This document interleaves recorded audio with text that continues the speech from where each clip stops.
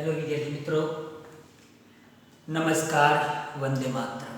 विद्यार्थी मित्रों, फरी एकवार तमारो फेवरेट विषय वाणिज्य पत्र व्यवहार અને સેક્રેટરીની પ્રેક્ટિસ હાર્દિક સ્વાગત કરે છે। તો ચેપ્ટર 6 માં લાસ્ટ લેક્ચરમાં આપણે ભણ્યા વિજ્ઞાપન પત્રમાં સમાવિષ્ટ વિગતો એના 13 મુદ્દા કેટલા 13 મુદ્દા પૂરા કર્યા હતા। તેમ પાકા પણ કર્યા છે એ મને વિશ્વાસ છે, બરાબર।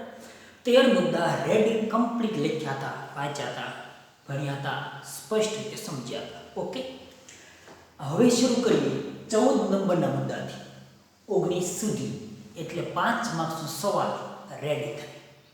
ઓકે, ગયા લેક્ચરનો અધૂરો, આજનો અધૂરો બંને ભેગા કરીએ એટલે 5 લેક્ચર 5 ગુણ માર્ક્સનો સવાલ બને। ચાલો શરૂઆત કરી દઈએ કે ભાઈ વિગતો કેમાં વિજ્ઞાપન પત્રમાં સમાવિષ્ટ વિગતો 2013 કંપની ધારા પ્રમાણે। ઓકે, ચાલો 14 નંબર મુદ્દો લઘુત્તમ ભરના અંગેની વિગતો।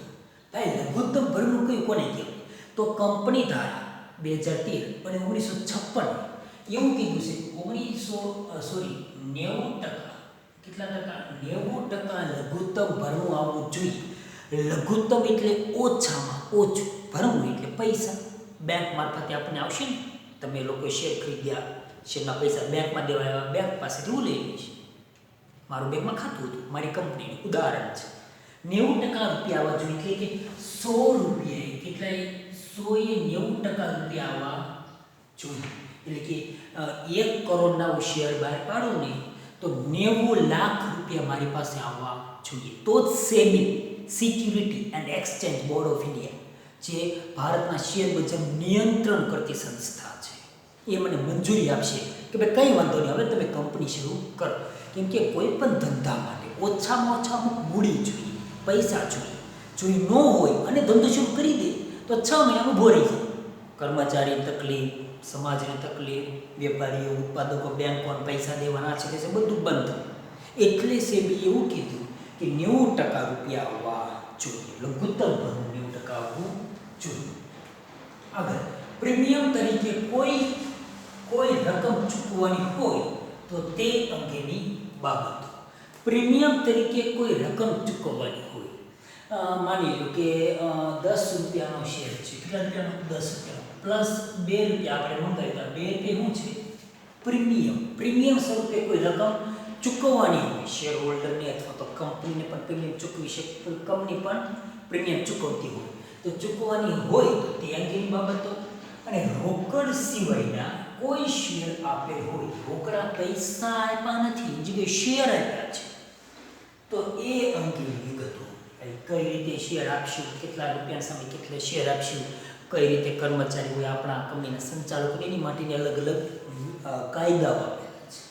આગળ સંચાલક મંડળની વિગતો, તેમની નિમણૂક, સંચાલકમાં કયા કયા સંચાલકની કેટલા ઉંમરવાળા, કેટલા મિનિમમ ઉંમર, કેટલી મેક્સિમમ ઉંમર, કેટલો મિનિમમ અને મેક્સિમમ પગાર ધોરણ આપી શકાય, એની સત્તા મર્યાદા જવાબદારી, એની નિમણૂક અંગેની જોગવાઈ, એને કંપનીમાં પ્રવેશ કરવાની, એને કંપનીમાં સંચાલક બનાવવા અંગેની નિમણૂક અંગેની અલગ અલગ જોગવાઈ જે 2013માં આપેલી છે તો એ બે આમાં લખવાની।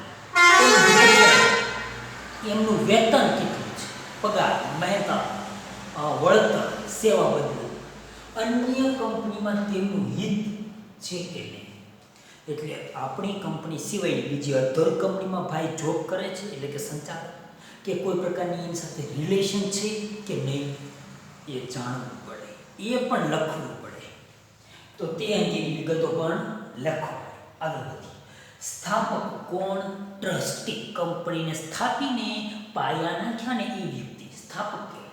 આ સ્થાપકોનું યોગદાન કેટલું છે આપણી કંપનીમાં, આપણી કંપનીના સ્થાપકો ટ્રસ્ટીઓનું યોગદાન કેટલું? ભાઈ ઘરના એને અમુક રૂપિયા નાખ્યા છે, પોતે કેટલા શેર ખરીદેલા છે, પોતે કેટલું મહેનતાનું લે છે, પોતાનું કંપનીમાં કેટલું મહેનત, સેવા, વળતર, સેવાકીય કે આવડતી જ્ઞાનનો લાભ આપે છે, તો એ અંગેની બાબતો લખવાની, કઈ કઈ છે એ બધી લખવાની।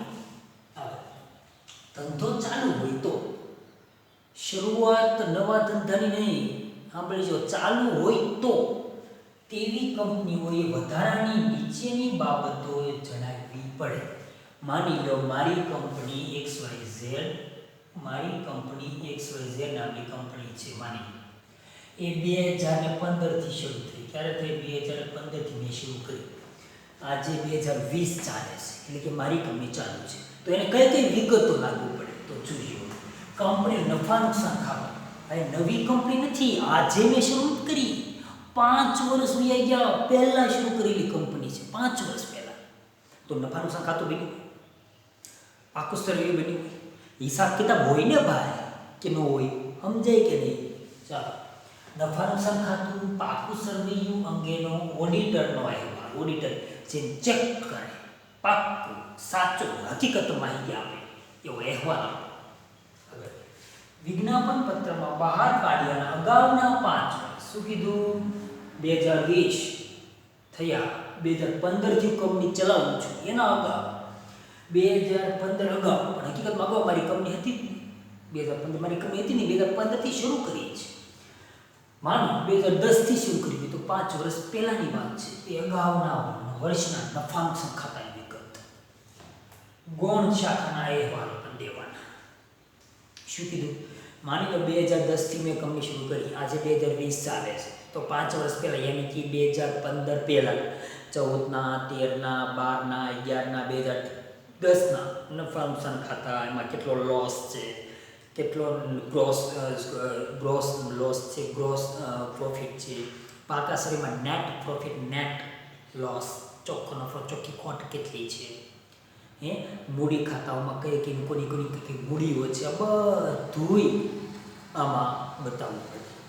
આગળ વધી, ગૌણ શાખા કોને કહેવાય? યાદ કરો, બીએમાં જ આપણે ભણ્યા હતા, લાસ્ટ ચેપ્ટરમાં. યાદ કરો, ગૌણ કંપની અને શાસક કંપની, બે કંપની ભણ્યા હતા વર્ચસ્વ દ્રષ્ટિએ. ખબર છે? ગૌણ કંપની, શાસક કંપની.